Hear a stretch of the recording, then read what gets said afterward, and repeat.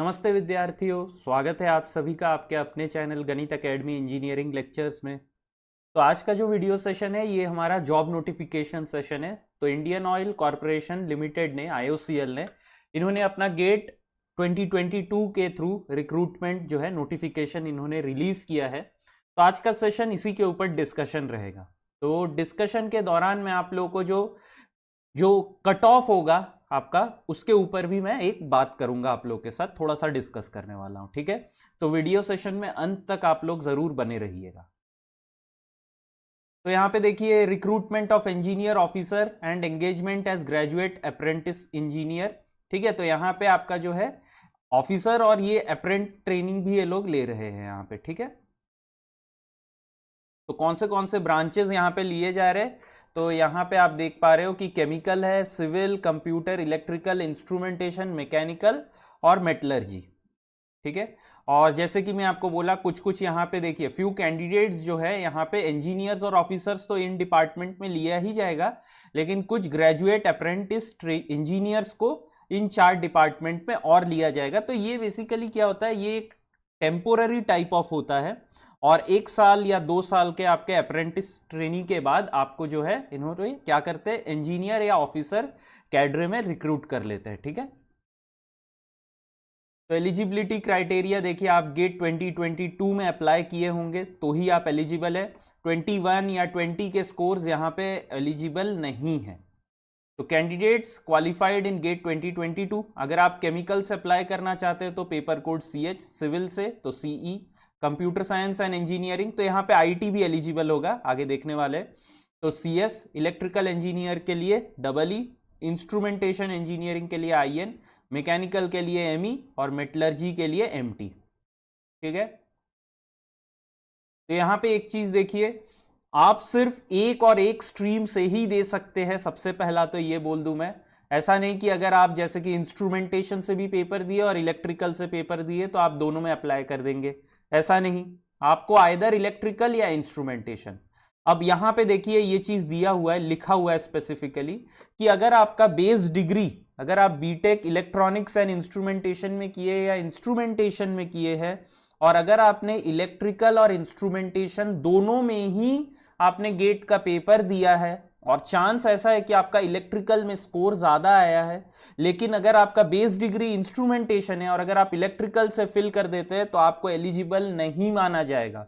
आपको इंस्ट्रूमेंटेशन से ही भरना है। अगर आप इलेक्ट्रिकल से है, आपका बेस डिग्री बीटेक का इंजीनियरिंग जो है इलेक्ट्रिकल में है और अगर आपने IN से पेपर लिखा है, ठीक है, गेट, तो भी आप एलिजिबल नहीं है। अगर आपका डिग्री इलेक्ट्रिकल से है तो आपका गेट भी इलेक्ट्रिकल से ही होना पड़ेगा। ठीक है, तो ये चीज यहां पे देखिए लिखा हुआ है स्पेसिफिकली। तो ये मेरा टेलीग्राम चैनल का लिंक है, अगर आप लोगों ने ज्वाइन नहीं किया है तो मैं आप लोगों से रिक्वेस्ट करूंगा कि आप लोग ज्वाइन कर लीजिए ऐसे ही जॉब अपडेट्स के लिए। तो यहाँ पे देखिए जो इंजीनियरिंग डिग्री एलिजिबल और नॉन एलिजिबल है उनके ऊपर यहाँ पे डिस्कशन किया गया है। तो केमिकल के लिए पेट्रोकेमिकल, पॉलीमर और प्लास्टिक इंजीनियरिंग जो है ये एलिजिबल है, but rubber, oil, paint technology, surfactant technology और सेरामिक ये सब इनएलिजिबल है। सिविल के लिए सिर्फ और सिर्फ सिविल, कंप्यूटर साइंस के लिए इंफॉर्मेशन एंड टेक्नोलॉजी जो है एलिजिबल है, बट बाकी सब जो है यहाँ पे इनएलिजिबल है। इलेक्ट्रिकल के लिए यहाँ पे EEE, इलेक्ट्रिकल एंड इलेक्ट्रॉनिक्स और बाकी जितने भी ब्रांचेस है वो इनएलिजिबल है। इंस्ट्रूमेंटेशन के लिए electronics and instrumentation, instrumentation and control, बाकी सब इनएलिजिबल। मैकेनिकल के लिए ओनली मैकेनिकल एंड मेटलर्जी के लिए मिनरल एंड मटेरियल साइंस और कोई भी ब्रांच एलिजिबल नहीं है। ठीक है, तो अगर आप अपने बीटेक में जैसे कि कोई मिक्स सब्जेक्ट कर रहे हैं, मैकेट्रॉनिक, रोबोटिक्स, तो आप एलिजिबल नहीं है। ठीक है, तो जो लोग एमटेक कर रहे हैं वो भी यहाँ पे अप्लाई कर सकते हैं अगर आप बाकी जो भी एलिजिबिलिटी क्राइटेरिया है उसको सेटिस्फाई करते हैं तब। ठीक है, तो ये चीज लिखा हुआ है और आपका एमटेक का डिग्री 30 सितंबर 2022 तक आ जाना चाहिए। अब अपर एज लिमिट का बात करें तो जनरल कैंडिडेट्स और EWS कैंडिडेट्स के लिए 26 ईयर्स, OBC के लिए इसमें +3 ईयर्स और SC ST के लिए +5 ईयर्स आप लोग कर लीजिए। ठीक है, तो यहां पे देखिए मिनिमम जो मार्क्स है बीटेक में, so that should be 65% for general, OBC and EWS category, और जबकि एससी एसटी और पीडब्ल्यूडी कैंडिडेट्स के लिए 55% मार्क, ठीक है। और अगर आप फाइनल ईयर स्टूडेंट्स है, देखिए यहाँ पे फाइनल ईयर स्टूडेंट्स का बात किया गया है, तो अगर आप फाइनल ईयर स्टूडेंट्स है तो आपका जो डिग्री है 30 सितंबर 2022 तक आ जाना चाहिए, और आपका मिनिमम परसेंटेज 65% अगर आप जनरल, ओबीसी और ईडब्ल्यूएस कैटेगरी से है, और 55% मार्क टिल 8 सेमेस्टर हो जाना चाहिए अगर आप एससी एसटी या पीडब्ल्यूडी कैंडिडेट से है तब, ठीक है। और जहां पे भी देखिए, यहां पे मैं बोल दूं कि जहां पे भी आपका लेटर ग्रेड है, ठीक है, वहां पे आपका इक्विवेलेंट कन्वर्जन प्रोवाइड करना पड़ेगा, आपके यूनिवर्सिटी के द्वारा प्रोवाइड किया हुआ, ठीक है। तो बाकी सब तो यहां पे रिजर्वेशन के ऊपर लिखा हुआ है, ये सब आप लोग थोड़ा देख लीजिएगा। अब फिल कैसे करना है एप्लीकेशन प्रोसेस, तो एप्लीकेशन फी यहां पे नहीं है, मैं बोल दूं आप लोगों को, एप्लीकेशन फी निल है। तो जितने भी लोग गेट क्वालिफाई किए और अगर आपका स्कोर अच्छा है, तो मैं अभी बात करने वाला हूं उसके ऊपर कि आपका स्कोर कितना होने पे आप इंटरव्यू कॉल के लिए एक्सपेक्ट कर सकते हैं। लेकिन अगर उससे भी नीचे है, क्योंकि एप्लीकेशन फी तो है नहीं, तो आप लोग फिल कर सकते हो, ऐसा नहीं है, ठीक है, कि आप फिल नहीं किए। तो देखिए यहां पे आप लोग ये वाले वेबसाइट पे जाएंगे, तो इसका लिंक नीचे मैं डिस्क्रिप्शन बॉक्स में दे दूंगा, ठीक है। डिस्क्रिप्शन बॉक्स में इसका लिंक रहेगा आपका ऑफिशियल नोटिफिकेशन का, और कहां पे अप्लाई करना है, और साथ ही साथ यहाँ पे आपका स्कैन्ड कॉपी, फोटोग्राफ, ये सब जरूरत है, ठीक है। और एप्लीकेशन के स्टार्ट में आपका ये सब इंफॉर्मेशन होना चाहिए। अब यहाँ पे एक चीज जो इंपॉर्टेंट मुझे दिखा, आप मोबाइल से बिल्कुल भी फिल मत कीजिएगा, मोबाइल या टैबलेट से, क्योंकि यहाँ पे सिस्टम के कैमरा के थ्रू आपका जो है फोटो लिया जाएगा। तो इसी वजह से आप लोग, मेरा जितना यहां तक मैं बोलूंगा, आप लोग लैपटॉप से या कंप्यूटर से फिल कीजिए with a good quality webcam, है ना। तो पीडीएफ फॉर्मेट में आप अपना एप्लीकेशन जो है सेव कर लीजिएगा, ठीक है। तो यहां पे जो है आपका जीडी, ग्रुप टास्क और पीआई होगा सिलेक्शन के दौरान। तो यहां पे जो आपका आईओसीएल है, दे फॉलो योर, यहां पे 85, 10, 5 ये वाला ये लोग आइदर फॉलो करेंगे, या तो ये रहेगा, या तो आपका जो है 60, 25 और 15, मतलब क्या 85% वेटेज टू आपका जो है GATE score, 10% to group task और जीडी, और 5% जो है पर्सनल इंटरव्यू।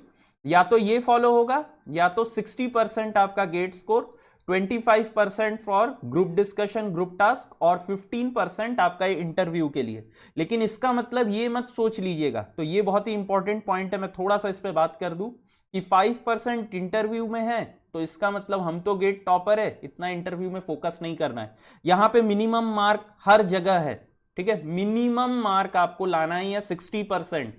तो 60% ऑफ 10 मार्क्स, 60% ऑफ 5 मार्क्स आपका जो है यहां पे चाहिए। और मैं बार बार आपको बोल देता हूं कि बहुत बार गेट टॉपर को, ठीक है, ऑल इंडिया रैंक जैसे कि 11, 13, 20, इतने कम रैंक के लोगों को भी सिलेक्ट नहीं किया गया है, रिजेक्ट किया गया है, क्योंकि इंटरव्यू में परफॉर्मेंस उनका अच्छा नहीं था, या ग्रुप टास्क या ग्रुप डिस्कशन में नहीं था।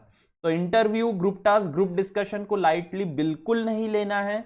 अगर आप लोगों का गेट स्कोर बहुत अच्छा है, अगर आप लोगों ने नेट पे रिसर्च किया है कि आपका जो है आपको इंटरव्यू पे बुलाया जाएगा, तो आप लोग जो करंट अफेयर्स है थोड़ा सा उस पर पढ़ना स्टार्ट कीजिए। साथ ही साथ आप लोगों का जो भी, क्योंकि गेट के बाद तो रिजल्ट आने के बाद किसी ने पढ़ाई नहीं किया होगा, तो आप लोग बहुत अच्छे से रिवीजन स्टार्ट कीजिए अपने कोर सब्जेक्ट्स का, ठीक है। बेसिक्स और कोर सब्जेक्ट, कैसे वो कोर सब्जेक्ट्स या बेसिक सब्जेक्ट्स जो है आप इंडस्ट्री में अप्लाई कर सकते हैं, इस पे भी थोड़ा सा आप लोग जो है बात, मतलब आप लोगों का डिस्कशन होना चाहिए, ठीक है। अब देखिए शॉर्ट लिस्टिंग यहां पे दिया हुआ है, कैटेगरी वाइज जो है आपको गेट 2022 के मार्क्स के बेसिस पे किया जाएगा, ठीक है। तो ये मेरिट लिस्ट इसी ऑर्डर में प्रिपेयर किया जाएगा। तो यहां पे वेटेड सम है, ठीक है। अदर इंफॉर्मेशन यहां पे तो जो है आपका सैलरी डिटेल्स दिया हुआ है, और जो जीएई कैंडिडेट्स होंगे, मतलब जो सिलेक्ट होंगे, उनको एक फिक्स्ड जो है इनकम मिलेगा, फिक्स मंथली स्टाइपेंड मिलेगा, ठीक है। Last date of applying is 22 of May, ठीक है। और जिनको भी यहां पे कोई डाउट है तो सबसे पहले मैं बोलूंगा आप कमेंट सेक्शन में लिखिए, अगर वहां से क्लियर नहीं हो पाता है तो आप लोग यहां पे मेल जरूर करके देखिएगा, ठीक है। अब यहाँ पे एप्लीकेशन फी जैसे कि मैं आपको बोल दिया हूँ निल है, और ये सब FAQ है यहाँ पे जो भी फ्रीक्वेंटली आस्क्ड क्वेश्चन है, तो इसको आप लोग देख सकते हो, ठीक है। अब मैं आप लोगों से बात करता हूं कि यहां पे जो कट ऑफ मेरे को मिला है ये बेसिकली क्या क्या है, ठीक है। तो इस पे मैं थोड़ा सा बात आप लोगों से करता हूं।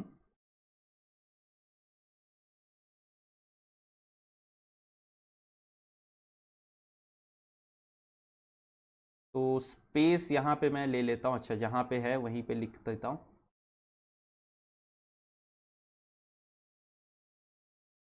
तो देखिए यहां पे आता हूं, तो केमिकल का मेरे पास कोई भी डेटा है नहीं, तो मुझे इसके बारे में आइडिया नहीं है, तो मैं नहीं बोलूंगा।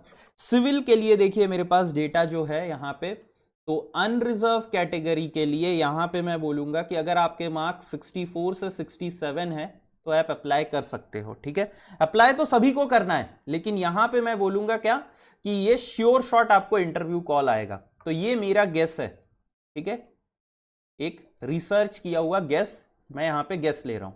अनरिजर्व के लिए इतना, ओबीसी के लिए मैं बोलूंगा इसमें आप जो भी इसी सेम रेंज में ही ओबीसी कैटेगरी के लिए भी रहता है, SC ST के लिए 50 to 55 मार्क्स आपका जो है होता है, ठीक है। अब अगर मैं कंप्यूटर साइंस का बात करूं तो यहां पे जो है 60 आपका जनरल कैंडिडेट्स के लिए 64 to 70 मार्क्स के आसपास आपका रहेगा, ठीक है। ओबीसी के लिए भी near about to this range only 60, 1-2 mark का ही फर्क होता है जनरल और ओबीसी कट ऑफ में। SC ST के लिए मैं बोल दूंगा यहां पे कि somewhere around 40 to 45 marks computer science के लिए, ठीक है।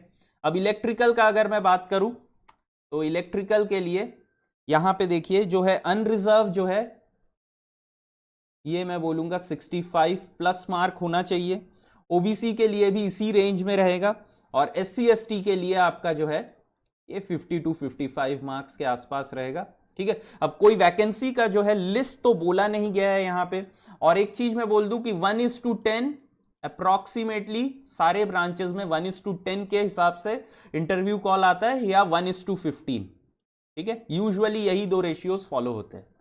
इंस्ट्रूमेंटेशन के लिए अगर मैं बात करूं तो यहां पे इसका एकदम मैं श्योर हूं 63 प्लस में जनरल कैटेगरी का कॉल आता है यूजुअली, ओबीसी का आप देखेंगे 60 प्लस में आएगा, हर साल यही होता है, और SC ST के लिए आपका 40-41 मार्क्स के आसपास रहता है, ठीक है। मैक का बात करूं तो मैक में यहां पे थोड़ा सा इस बार पेपर इजी था, कंपटीशन ज्यादा रहेगा, सॉरी पेपर टफ था, तो मैं बोलूंगा समवेयर अराउंड, हर बार तो 70 प्लस होता है, लेकिन इस बार मैं बोलूंगा 65 प्लस में अनरिजर्व कैटेगरी को कॉल आने का संभावना है, ठीक है। ओबीसी के लिए 60 मार्क्स और SC ST के लिए 40 प्लस टू 45 आप बोल सकते हो, ठीक है। और कंप्यूटर साइंस ऑलरेडी बात किया हूं, मेटलर्जी का मुझे आइडिया है नहीं यहां पे, ठीक है।